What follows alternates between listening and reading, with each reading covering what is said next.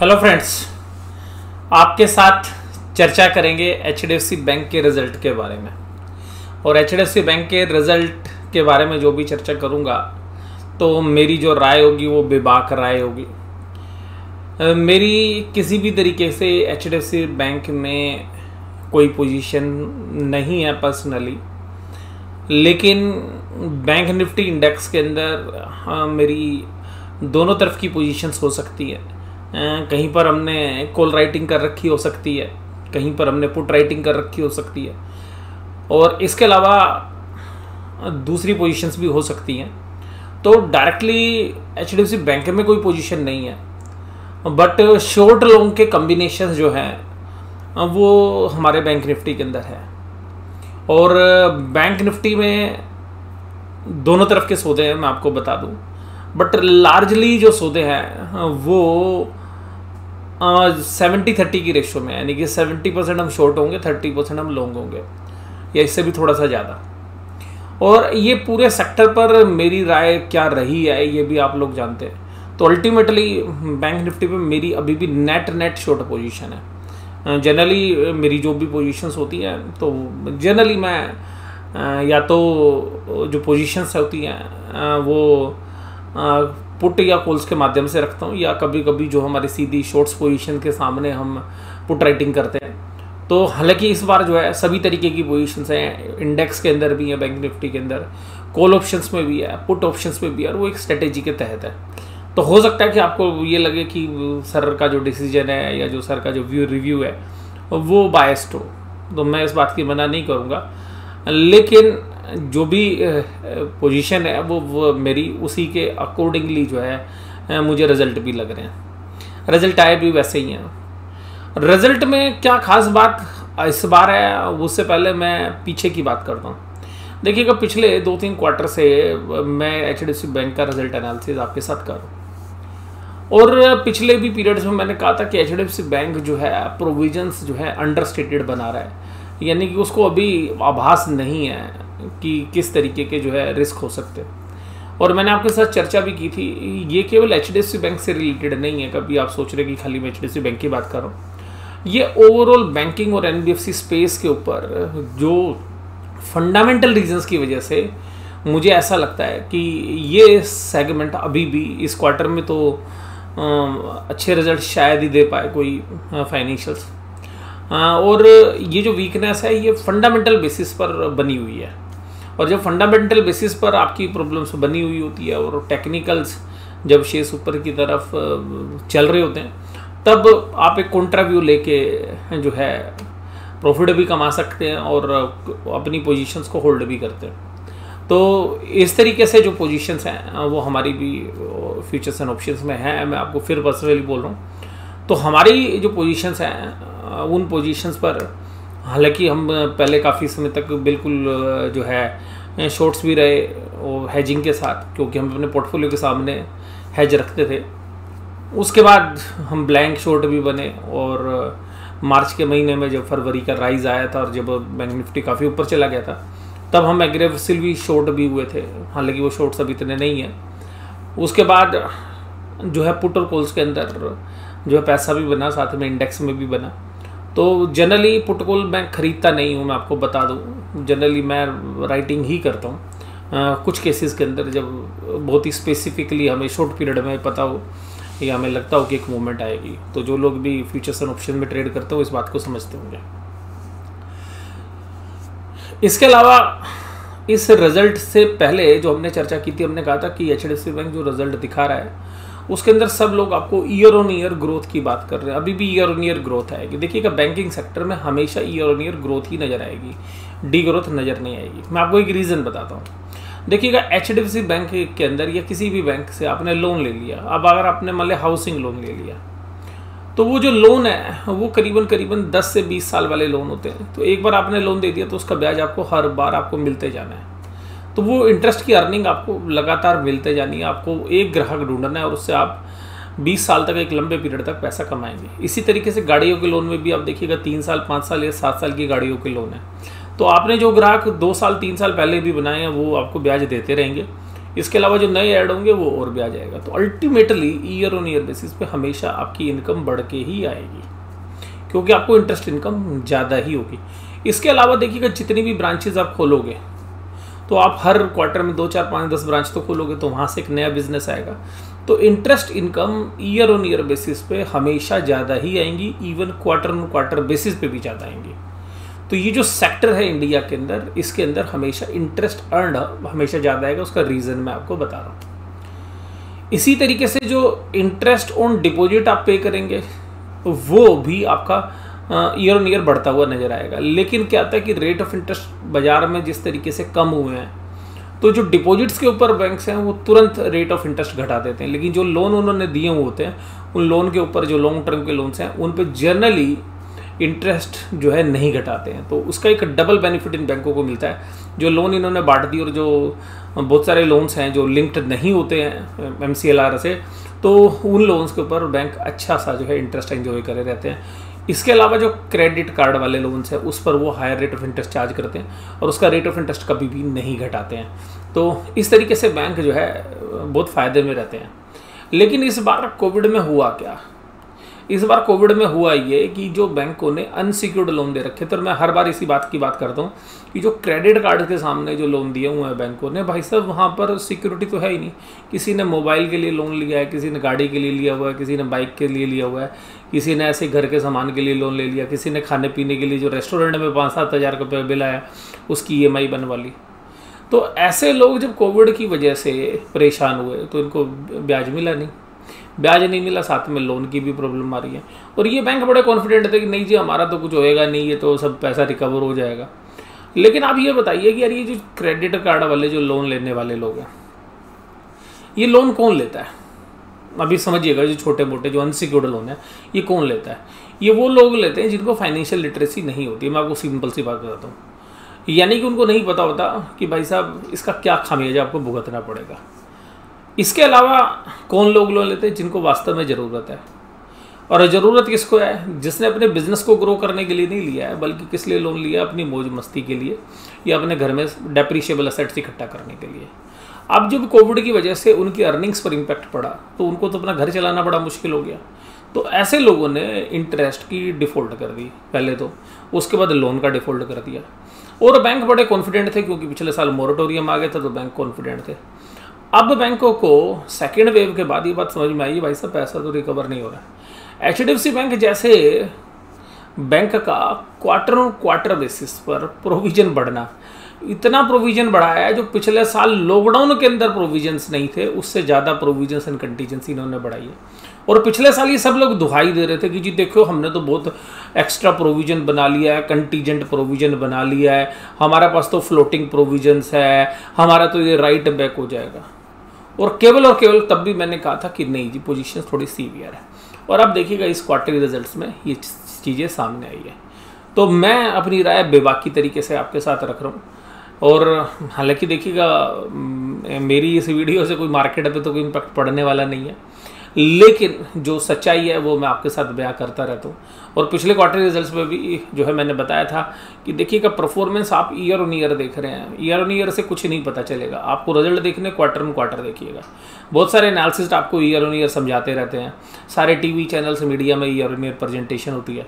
और जिस क्वार्टर में इनके रिजल्ट क्वार्टर ऑन क्वार्टर अच्छा रह जाते हैं, हम देखते हैं वही कंपनी अपनी रिपोर्टिंग क्वार्टर ऑन क्वार्टर करते हैं। बहुत सारी कंपनी ऐसी हैं जिनके ईयर ऑन ईयर रिजल्ट अच्छे होंगे, अपनी पूरी प्रेजेंटेशन में जो है ना ईयर ऑन ईयर की बात करेंगे, और जिस बार क्वार्टर ऑन क्वार्टर अच्छे होंगे उस बार क्वार्टर ऑन क्वार्टर छाप देंगे। एक स्टैंडर्ड या यूनिफॉर्म तरीका वो फॉलो नहीं करते हैं। हालांकि बैंक्स जो है ईयर ऑन ईयर प्रेजेंटेशन देते हैं, लेकिन मुझे नहीं लगता कि उसका कोई औचित्य है कुछ मामलों को छोड़ के। तो बेसिकली आपको क्वार्टर ऑन क्वार्टर या सिक्वेंशियल बेसिस के ऊपर ही रिजल्ट देखने चाहिए। करें चर्चा शुरू। वीडियो में देखिएगा, आप लोगों की राय अलग हो सकती है, लेकिन मैं खुले अंदाज में बात करूंगा। देखिएगा चीज़ें नंबर्स में आपके सामने है, और ये नंबर्स में तो अभी भी आप देखिएगा कंपनी बड़ी डिफेंसिवली इन नंबर्स को पेश कर रही है। अगर एग्रेसिवली पेश करती ना तो भाई साहब ये रिजल्ट यहाँ भी नहीं होते कुछ और। रिजल्ट कुछ और आपको नज़र आते हैं। अभी भी उनको उम्मीद है कि अगले क्वार्टर में शायद रिकवरी हो जाएगी, लेकिन देखिएगा इकोनॉमी में जो स्लो डाउन का पेस है वो, और दूसरा जो मुझे सबसे ज़्यादा आश्चर्यचकित करेगा वो ये करेगा कि जब रेट ऑफ इंटरेस्ट बढ़ते हुए नज़र आएंगे तो आप किस तरीके से इन बैंकों को प्रोटेक्ट करते हुए देखेंगे, वो सबसे खास बात है। तो वहाँ पर बहुत ही मुश्किल है। और दूसरी बात क्या है कि देखिए यार, बैंकों के लिए ना वो आसान रहा नहीं है अभी इतनी जितनी पहले हुआ करती थी। जैसे मान लीजिए मैं अब इन HDFC बैंक की बात करूं, इनके पास एक सिक्योरिटी कंपनी HDFC सिक्योरिटीज़ है, या बाकी जो बिज़नेस है HDB फाइनेंशियल है। अब HDFC सिक्योरिटीज़ बहुत तेज़ी से अच्छी कंपनी है, बहुत अच्छा है, मेरा भी डीमेट अकाउंट है उनके पास। लेकिन ध्यान रखिएगा कि हम जो कस्टमर्स हैं उनके साथ मैं आप बता रहा हूँ कि ठीक है, हम उनके साथ काफ़ी बड़ी अमाउंट में ट्रेड करते थे, लेकिन पिछले 5 साल के अंदर हमने उनके साथ ट्रेड करना कम कर दिया। क्यों कम कर दिया? क्योंकि उनके चार्जेस ज़्यादा हैं, लेकिन फिर भी हम जो अपना लॉन्ग टर्म पोर्टफोलियो है वो शेयर्स हम उन्हीं के साथ ही जो है रखते हैं। लेकिन उसके बाद देखिएगा बहुत सारे ऐसे जो डिस्काउंट ब्रोकर्स हैं वो कितनी बड़ी मार्केट खा गए इनकी। तो अल्टीमेटली वहाँ पर क्या होता था कि जो सिक्योरिटी शेयर्स सेल परचेज करेगी तो बैंकों का पैसा उधार चला जाएगा वहाँ पे।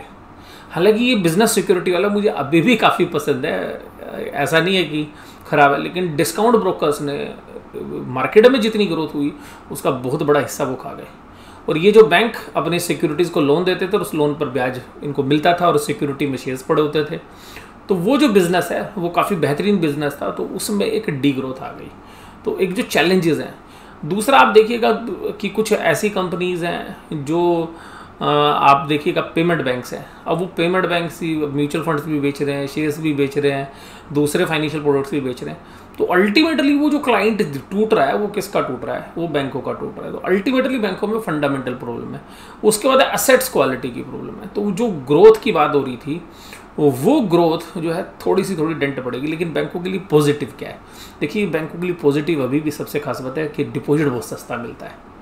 दूसरी बात है, नए बैंक आ नहीं रहे हैं क्योंकि RBI नए बैंकों को तो लाइसेंस दे नहीं रहा है, तो डिपॉजिट अभी भी सबसे सस्ता इनको मिलता है। तो 3% पर इनको पैसा मिल जाता है सेविंग बैंक में, और बड़ा अमाउंट होता है इनके पास। टेक्नोलॉजी का फ़ायदा केवल पहले ये ले रहे थे, अब जो दूसरे लोग हैं वो भी लेने लगे, तो टेक्नोलॉजी इनको एक बहुत अच्छा बेनिफिट दे रही है।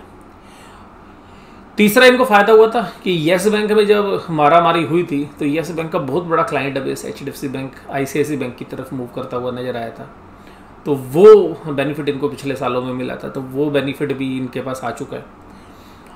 अब जो चैलेंजेस हैं वो ज़्यादा हैं असेट्स क्वालिटी संबंधित, तो वो इसके क्वार्टरली रिजल्ट्स में दिख रहे हैं। अब देखिएगा पिछले क्वार्टर में 304,238 की टोटल इंटरेस्ट थी। अब उसको टोटल को हम थोड़ा सा अलग करते हैं। देखिएगा जो बेसिकली इन्होंने लोन दिया, देखिएगा अमाउंट्स रुपीज़ इन लैक्स हैं, यानी कि अगर आप इसको 100 से डिवाइड कर देंगे तो करोड़ में वैल्यू आ जाएंगी। तो लास्ट की दो डिजिट आप हटा देंगे तो आपके पास कैलकुलेशन आएगी, तो 23,811 करोड़ में, तो 2 डिजिट हटाने के बाद करोड़ में वैल्यू 23,811 करोड़। ये इंटरेस्ट मिला था इनको अपने जो लोन्स वगैरह जो उन्होंने बांटे उसके ऊपर, वो अमाउंट हो गया 23,592, यानी कि इंटरेस्ट का अमाउंट टोटलिटी में क्वार्टर बेसिस घट गया। आप पिछले 10 साल के अकाउंट खोल लीजिए, पिछले 10 साल के, ऐसा कभी मिलेगा ही नहीं आपको कि क्वार्टर बेसिस पे इंटरेस्ट इनको कम मिल रहा हो, हमेशा बढ़ता हुआ मिलता था। अब देखिएगा इसके बाद इनकम ऑन इन्वेस्टमेंट, ये तो चलो बढ़ गई। फिर देखिएगा इंटरेस्ट ऑन बैलेंस RBI ज़्यादा इंपैक्ट करता नहीं है, तो 314 से 302 करोड़ हो गया, कोई बात नहीं, 12 करोड़ रुपये घट गया। टोटलिटी में देखिएगा जो टोटल इनकम अदर इनकम से, अदर इनकम में इनके पास अच्छा फिगर था जो फीस बेस। अब इस फीस वाली बात पे बताता हूँ। देखिएगा इनकी हम कुछ सर्विसेज लेते हैं, मैं आपको अलग अलग सर्विसेज में आपको बैंक की सर्विस बताता हूँ। तो HDFC बैंक की एक सर्विसेज जिसके लिए हम 10 रुपये पे करते थे आज से 5 साल पहले, 3 साल पहले उस सर्विसेज की इन्होंने वैल्यू कर दी 50 रुपये। अब वही सर्विस ये हमारे को देते हैं 1500 रुपये में, 1499 रुपये में, और प्लस GST अलग से। तो अब हम वो जो ट्रांजैक्शन इनके साथ करते थे अभी भी हालांकि कर रहे हैं, लेकिन हमारी फ्रीक्वेंसी कम हो गई है उसकी। दूसरी बात क्या है कि हम दूसरे बैंकों के पास या दूसरे जो ब्रोकर से उनसे वो सर्विसेज लेनी शुरू कर दी हमने। इसके अलावा जो कुछ और सर्विसेज थे जिनके लिए ये पहले चार्ज करते थे 500 रुपये, उसके लिए भी चार्ज कर रहे हैं 2000 रुपये। तो ये बहुत सारे जो चार्जेस हैं इन्होंने बहुत तेज़ी से बढ़ा दिए हैं। तो आप ये समझिएगा कि ये जो फाइनेंशियल टेक्नोलॉजी के अंदर जो बाकी कंपनीज आ रही हैं वहाँ पर बहुत सारी सर्विसेज लोग इनसे क्यों लेंगे महंगे रेट पे, जबकि दूसरे लोग भी अच्छी सर्विसेज दे रहे हैं। तो बैंकों के पास से ये जो बड़ा चैलेंज है, इन्होंने बेइंतहा जो है अपनी जो है चार्जेस बढ़ाए हैं HDFC बैंक ने स्पेशली। और ये शायद मुझे लगता है कि जो फिनटेक कंपनीज हैं, जैसे आप पेटीएम में भी देखेंगे तो पेटीएम बहुत सारी सर्विसेज अपनी प्लेटफॉर्म पे दे रहा है। इसके अलावा आप देखिएगा जो स्मॉल फाइनेंस बैंक है वहाँ पर भी जो है बहुत सारी आगे आप चल के मर्जर एंड एक्विजिशंस देखेंगे, क्योंकि उनके साथ भी जो है प्रॉब्लम्स हैं। अब बहुत सारी कंपनीज अब जो स्मॉल फाइनेंस बैंक अपने होल्डिंग कंपनी के साथ मर्ज कर रहे हैं। तो जो चैलेंजेस हैं ये पूरे सेक्टर के लिए हैं। लेकिन देखिएगा ये जो लीडरशिप के अंदर बैंक है, देखिएगा सबका बाप आज की डेट में बैंकों में तो HDFC बैंक ही है। इस बात को आप जो है नकार नहीं सकते, और इसीलिए जो है सबसे ज़्यादा चार्जेस भी लेते हैं। तो 6288, अब ये जो इनकम है ये देखिएगा अदर इनकम से फीस वाली इनकम है, तो वो सिग्निफिकेंटली रिड्यूस हुई। चलिए जी, कोविड की सिचुएशन थी फिर भी कम हुई है, क्योंकि टेक्नोलॉजी बेस्ड कंपनी है आप, तो ज़्यादा इम्पैक्ट इसमें हुआ नहीं। तो 381017 से घटकर 36711। ये आप जो है ना पिछले 10 साल के रिजल्ट देख लेना, ऐसा कभी भी आपको इनका घटता हुआ नहीं मिलेगा। इवन पिछले साल लॉकडाउन में भी जो सिचुएशन थी, जो कंप्लीट लॉकडाउन था, तब भी परफॉर्मेंस ऐसी नहीं आई थी कि इतना घटा हो।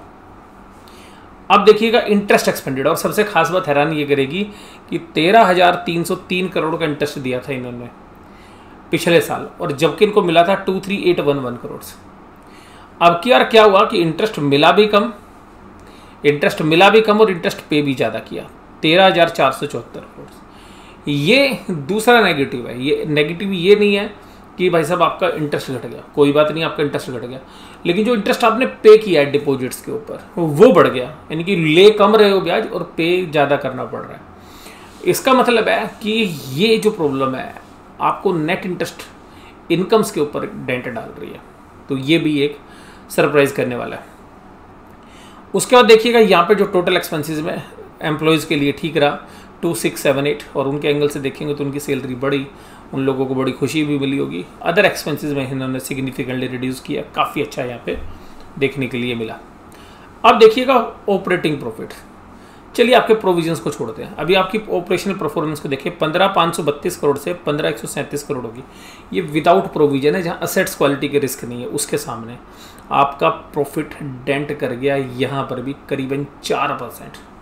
और असली सरप्राइज आपको मिलेगा यहाँ देखिएगा, ये जो प्रोविजंस थे बैंकिंग एसेट्स पे 4693 करोड़ थे पिछले क्वार्टर में, और इन्होंने कहा था कि हाईएस्ट है, इसमें हमने एडिशनल बना लिया, ये कर लिया, वो कर लिया। उसके बाद देखिएगा फिर बनाना पड़ गया 4830 करोड़, पिछले क्वार्टर से भी ज़्यादा। पिछले साल लॉकडाउन में 3891 करोड़ के प्रोविजंस थे, वहाँ से करीबन 950 करोड़ के ज़्यादा प्रोविजंस यहाँ पे क्रिएट हो गए हैं। तो ये जो असेट्स क्वालिटी के जो रिस्क है, मैं बोलता जा रहा हूँ बैंकों में, वो यहाँ पर भी विद्यमान है। और भाई साहब कहानी यहाँ शुरू नहीं हो रही है। अब अगर बाप का ये हाल है तो बेटों का क्या हाल होगा। तो जब बाकी बैंकिंग या NBFC में जब आप रिजल्ट देखेंगे तो उसके बारे में कल बाजार आपको सुबह सोमवार को जो है, मुझे ऐसा लगता है कि इसका एक इम्पैक्ट जो है वन टाइम तो ज़रूर आएगा, कम से कम एक बार तो जो है इसका असर बाजार खुलने के समय पर आएगा। बाजार के अंदर इस सेक्टर की वजह से ही मैं आपको बता दूं कि जो ऊपर निफ्टी अपने हाई नहीं बना पा रहा, उसका भी मेन रीज़न यही है कि क्योंकि इस सेक्टर के अंदर एक इनहेरेंट जो है वीकनेस कंपनीज़ को भी पता है, एनालिसिस्ट को भी पता है, और मार्केट के जो प्लेयर्स हैं उनको भी पता है। इसीलिए ध्यान रखिएगा कि इस सेक्टर से हमने भी आप लोगों को यही बोला कि जब तक चीज़ें क्लियर नहीं हो जाए तब तक दूर रहना चाहिए। जब चीज़ें क्लियर होंगी हम ही उनको भाई साहब उछल कर खरीदते हुए नजर आएंगे, हम ही कहेंगे हाँ भाई साहब उछल कर खरीदिए इनको, अब चीज़ें क्लियर हैं।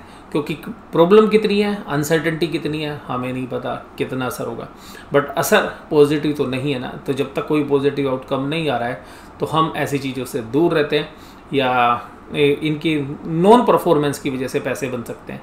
जैसे मान लीजिए कि मैं आपको एक सिंपल सी बात है कि अगर बैंक निफ्टी नहीं चला पिछले 3 महीने से या 2-3 महीने से, और अगर आप कॉल राइटिंग करते रहे तो बाजार वहीं के वहीं रहने से भी आप करीबन 8 से 10 हफ्तों की जो है कॉल राइटिंग में पैसे खा चुके हो। तो इस तरीके से जो कॉल राइटर्स हैं वो इस बात को समझ रहे होंगे कि किस तरीके से बहुत सारे लोगों ने स्ट्राडल सेल किए होंगे, पुट और कॉल दोनों बेचे होंगे कि चलो बाजार पूरा तेज है तो कॉल बेच लेते हैं, थोड़ी बहुत पुट बेच लेते हैं, या इसके सामने निफ्टी की पुट बेच लो बजाय कि जो है बैंक निफ्टी की पुट बेचने के, क्योंकि अगर बैंक निफ्टी में तेज़ी नहीं समझ रहे, आप निफ्टी में तेज़ी समझ रहे हैं, तो निफ्टी की पुट बेच लो, इसकी कॉल बेच लो। तो बहुत सारे लोगों ने इस तरीके की जो स्ट्रेटेजी जो है वो फॉलो की होंगी। अब देखिएगा यहाँ पे प्रॉफिट देखिएगा 10839 करोड़ से घटकर हो गया 10306 करोड़ से। और ये जो प्रॉफिट्स हैं ये प्रोविजन के बाद है, और उसके बाद टैक्स दिया, और टैक्स देने के बाद तो ये जो प्रॉफिट्स में जो डेंट पड़ा है वो 5.58% का डेंट पड़ा है। चलिए कोई बात नहीं, इतनी तो चलती है। भाई सब चलती इसलिए नहीं है क्योंकि 30 की पी रेशो पे शेयर ले रहे हैं आप, आपका जो शेयर है वो 30 की पी रेशो के ऊपर है। तो 30 की पी रेशो के ऊपर अगर आप शेयर्स को ले रहे हैं आज की डेट में, तो वहाँ पर 30 पे भी नहीं ले रहा। अगर आप 27-28 पे भी ये शेयर्स को अगर आप फॉरवर्ड अर्निंग पे लगाएं तो 27-26 के आसपास भी आप ले रहे हो, तो कोई चीप वैल्यूशंस नहीं है। जहाँ पर ईयर ऑन ईयर आपकी ग्रोथ 12-15% है, तो उस 12 से 15% के ऊपर प्राइस टू बुक वैल्यू आपका शेयर 4 से ऊपर चल रहा है। तो उन सभी पैरामीटर्स के हिसाब से कोई वैल्यूशन तो सस्ती है नहीं। तो जो फेयर वैल्यू है मेरे सामने जो निकल कर आती है वो मुझे पर्सनली ऐसा लगता है कि कहीं 1200 रुपये के आसपास जो है एशियस की फेयर वैल्यू निकल कर आती है।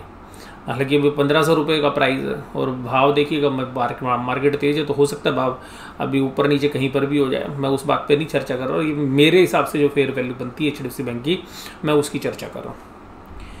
तो ये देखिएगा 5.58% ये प्रॉफिट डी ग्रोथ हो गया। अब बात करते हैं कैपिटल की मात्रा की, तो कम नहीं है भाई सब, कैपिटल पर्याप्त तो मात्रा में HDFC बैंक के पास, इसमें कोई डाउट नहीं है। यहाँ पे किसी तरीके का कोई भी दिक्कत नहीं है। अब 14 रुपये की EPS आपको देखने के लिए मिली, पिछले क्वार्टर में थी 14.9 जो घटकर हो गई 14 रुपये। तो ये जो घट के EPS आई है वो 5.58% के आसपास है, और डाइल्यूटेड EPS 13.9 है।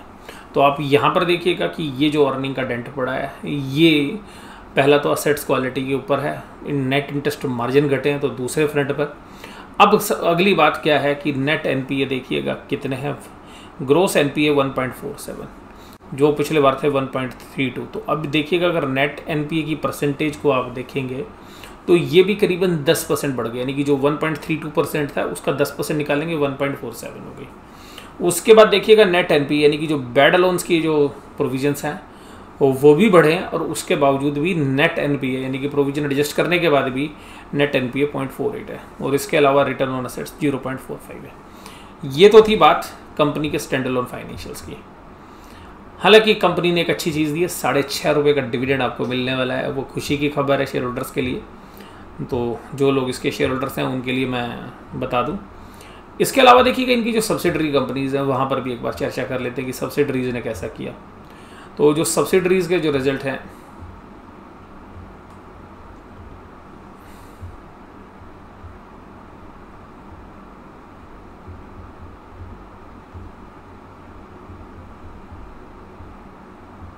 देखिएगा ये बिजनेस है HDFC सिक्योरिटीज लिमिटेड, ये एक बहुत बेहतरीन बिजनेस है, अभी भी अच्छा है।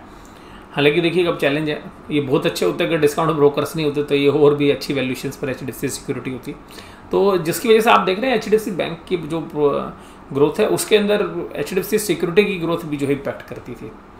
तो ये देखिएगा ये 96.3% होल्ड करते हैं बैंक।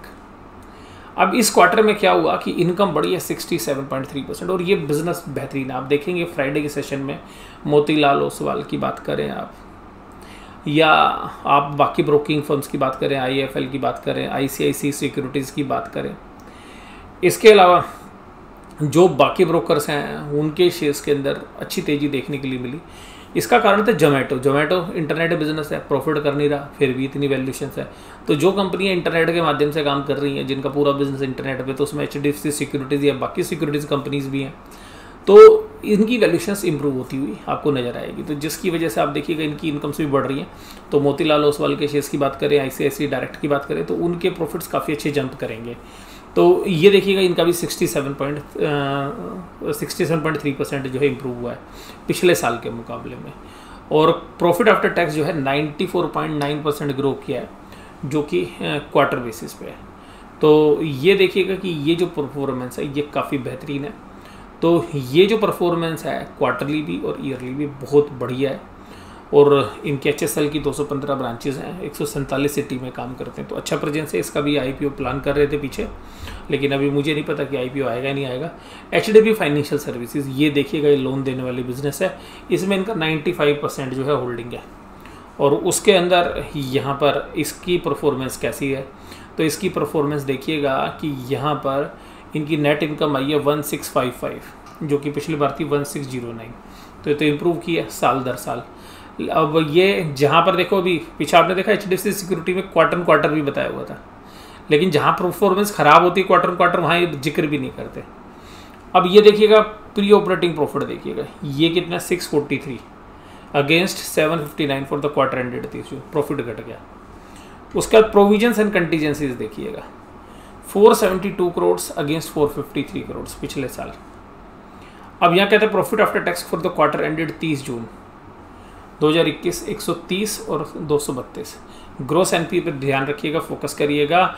ग्रोस NBFC में बढ़कर आ गई हैं 7.75%, जो कि पिछले साल थी 2.86 और 31 मार्च को थी 3.89।